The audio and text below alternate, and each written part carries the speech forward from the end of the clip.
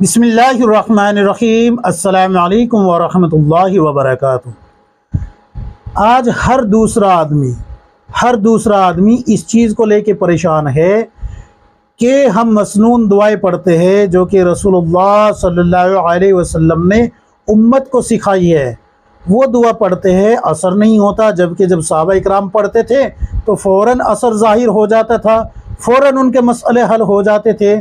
सहाबा इकराम ने पढ़ी तो मसले हल हो गए, ताबईन ने पढ़ी तो मसले हल हो गए, तब ताबईन ने पढ़ी तो मसले हल हो गए, सल्फ़ सालेहीन ने पढ़ी तो मसले हल हो गए। ऐसा क्यों हो रहा है कि उनके तो मसले हल हो गए और आज हम पढ़ रहे हैं तो असर ही नहीं हो रहा? आखिर इसकी वजह क्या है? ये एक सवाल हर दूसरे इंसान का बन चुका है।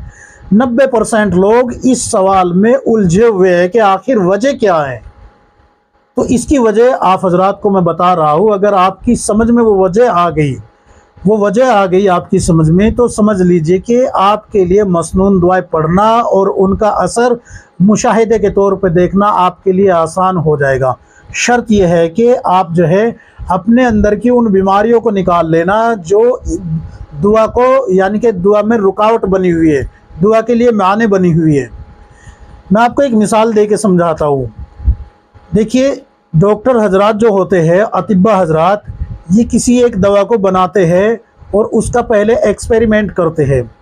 मरीज़ों पे एक्सपेरिमेंट किया, एक दवा एक ही मर्ज़ में काम आ रही है, और उसका एक्सपेरिमेंट किया कई सारे मरीज़ों पे एक्सपेरिमेंट किया तो वो सक्सेस हो गई, मार्केट में लॉन्च कर दी गई उसको, और अब उससे मरीज़ ठीक होने शुरू हो गए, ठीक हो रहे हैं, होते जा रहे हैं। लेकिन कुछ मरीज़ ऐसे हैं जिन पे उस दवा का असर ही नहीं हो रहा। मिसाल के तौर पे आप पैरासीटामोल ले लीजिए, ये बुखार की दवा है ये, और ये बुखार के मरीज़ों को दी जाती है। बुखार के मरीज़ ठीक हो जाते हैं। लेकिन बहुत सारे मरीज़ आपने देखे होंगे जिनको पैरासीटामोल दी जाती है और उन पे उसका असर ही नहीं होता, बुखार उतरता ही नहीं। तो फिर आप देखेंगे कि उनका ब्लड टेस्ट किया जाता है। ब्लड टेस्ट किया तो पता लगा कि जनाब को क्या है, फीवर है, और फीवर के साथ साथ प्लेटलेट्स गिरे हुए हैं, और डेंगू भी है, मलेरिया भी है, हड्डियों का बुखार भी है, और भी कई सारी बीमारियां अंदर ही अंदर पनप रही है, टीबी भी है, वगैरह वगैरह बहुत सारी बीमारियां अंदर ही अंदर पनप रही है। तो ये पैरासीटामोल इसलिए असर नहीं कर रही कि अंदर दूसरी बीमारियां इस बीमारी को निकालने में रुकावट बनी हुई है।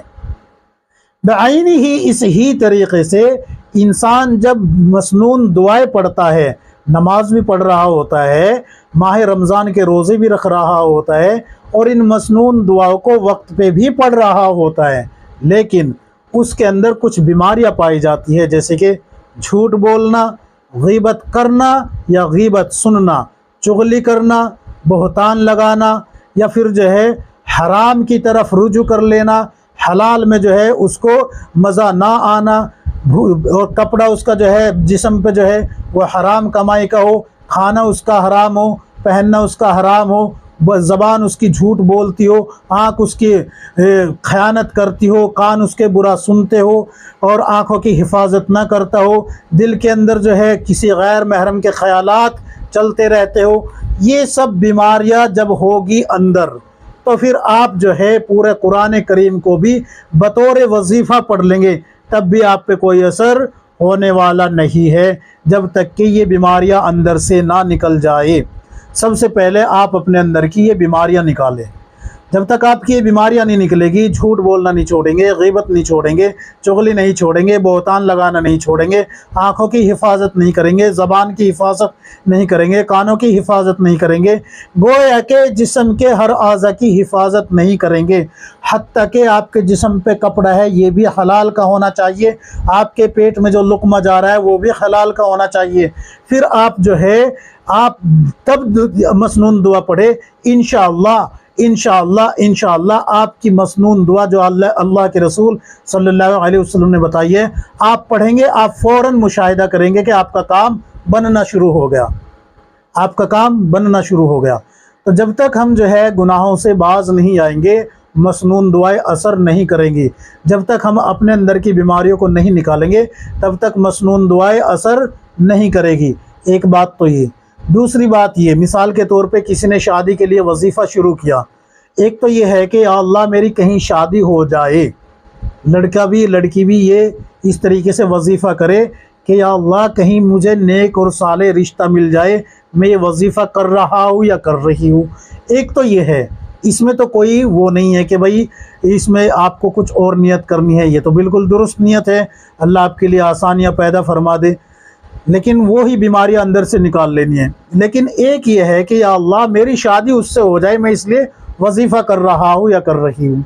तो देखिए कई दफ़े क्या होता है कि हम, जैसे बच्चा होता है ना, बच्चा किचन में माँ के पास बैठा हो, छोटा सा बच्चा है, माँ काम कर रही हो, लेकिन बच्चा छुरी मांग रहा है, छुरी मांग रहा है।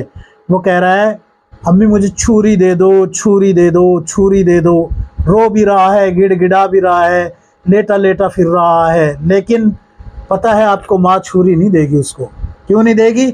इसलिए कि माँ को पता है अगर इसको छुरी दी तो ये अपना नुकसान कर लेगा, अपनी जान से भी हाथ धो सकता है, इसलिए माँ उसको छुरी नहीं देती। इसी तरीके से अल्लाह तबारक व ताला माँ से ज़्यादा जानने वाला है, आलिमुल ग़ुयूब है। अभी मेरे दिल में कोई ख्याल आया नहीं, अल्लाह को पता है कि आने वाला ख्याल क्या होगा। देखिए कितनी बड़ी बात है ये। अभी मेरे दिल में कोई ख्याल आया नहीं, लेकिन अल्लाह को पता है कि मेरे इस बंदे के दिल में क्या ख्याल आने वाला है। तो पहले से जिसको पता हो कि भाई अगर इसका निकाह इससे करा दिया जाए तो फसाद बनेगा, उम्मत में फसाद फैलेगा और दो ख़ानदान तबाह हो सकते हैं, एक दूसरे के लिए वबाल जान बन सकते हैं। अल्लाह को पता है कि ये बन जाएंगे, बन सकते वाला तो मैं अपने पास से इस्तेमाल कर रहा हूँ लफ्ज़, बल्कि अल्लाह को तो पता है कि बन जाएंगे, दो ख़ानदान तबाह हो जाएंगे, दो ख़ानदान जो है बर्बाद हो जाएंगे। तो आपने जो दुआ की है कि या अल्लाह मुझे उससे मिला दे, मेरा निकाह उससे करा दे, तो ये कभी कभी ऐसा होता है जैसे कि बच्चा छुरी मांग रहा होता है, माँ छुरी नहीं देती।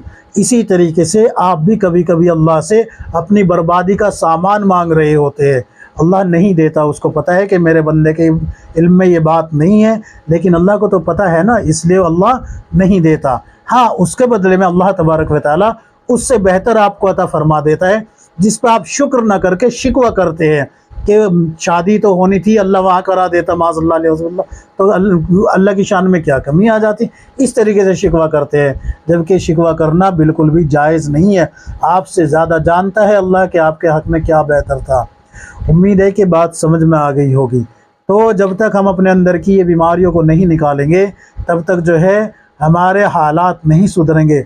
हालात सुधारने के लिए ज़रूरी है माँ सिवा यानी कि गुनाहों से बचना, गुनाहों से तौबा करके ज़िंदगी गुजारना, अल्लाह की इताअत में रसूलुल्लाह सल्लल्लाहु अलैहि वसल्लम की तरीक़े के मुताबिक ज़िंदगी गुजारना, तब जाके मसनून दुआएं असर करेगी। आप चाहे पूरा कुरान पढ़ लीजिए और गुनाहों में डूबे हुए हो तो आप जो है फ़ायदा नहीं उठा सकते। फ़ायदा उठाने के लिए ज़रूरी है कि आप अपने तमाम कबीरा सगीरा गुनाहों से तौबा करें और अपने दिल की, ज़बान की, आँखों की, हर आज़ा की हिफाजत करें। जब तक हिफाजत नहीं करेंगे तब तक मसनून दुआएं असर नहीं करेगी। उम्मीद है कि आपकी समझ में आ गई होगी बात। अल्लाह तबारक व तआला हम सबको किताब व सुन्नत के मुताबिक ज़िंदगी गुजारने की तौफ़ीक़ अता फ़रमाए। आमीन या रब्बुल आलमीन।